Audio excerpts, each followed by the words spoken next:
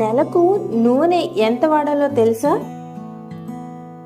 వంటలలో చాలామంది నూనె ఎక్కువగా వాడుతూ ఉంటారు. ముఖ్యంగా చెప్పాలంటే వంట చేసేటప్పుడు నీళ్లలా నూనెను పోసి వండుతూ ఉంటారు.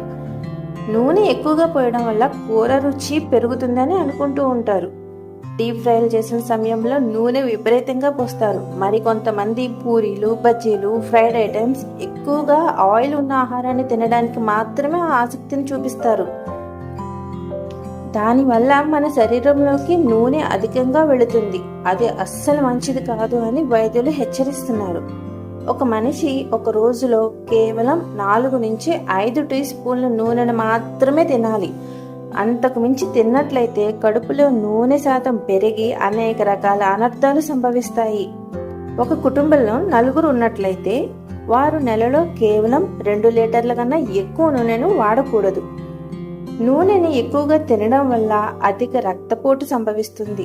దానివల్ల గుండె జబ్బులు ఏర్పడతాయి. గుండె సమస్యలు, ఛాతీలో మంట, నొప్పి, ఇంకా చాలా సమస్యలు వస్తాయి. నూనె ఎక్కువగా తినడం వల్ల చర్మం కూడా పాడవుతుంది.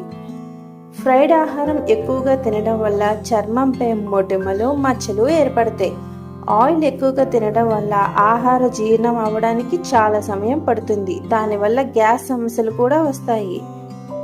శరీరంలో అనేక అలర్జీ సమస్యలు వస్తాయి. ముఖ్యంగా నూనె ఎక్కువగా వాడడం వల్ల కడుపులో మంట సంభవిస్తుంది. వాంతులు, విరోచనాలు అధికంగా అవుతాయి.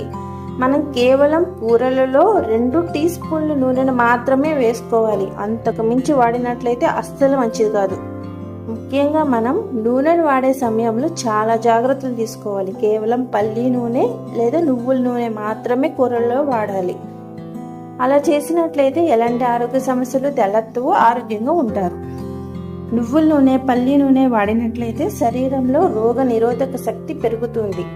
అది కూడా 2 స్పూన్స్ మాత్రమే వాడాలి. వాడచ్చు కదా అని చెప్పి ఎక్కువగా వాడకూడదు.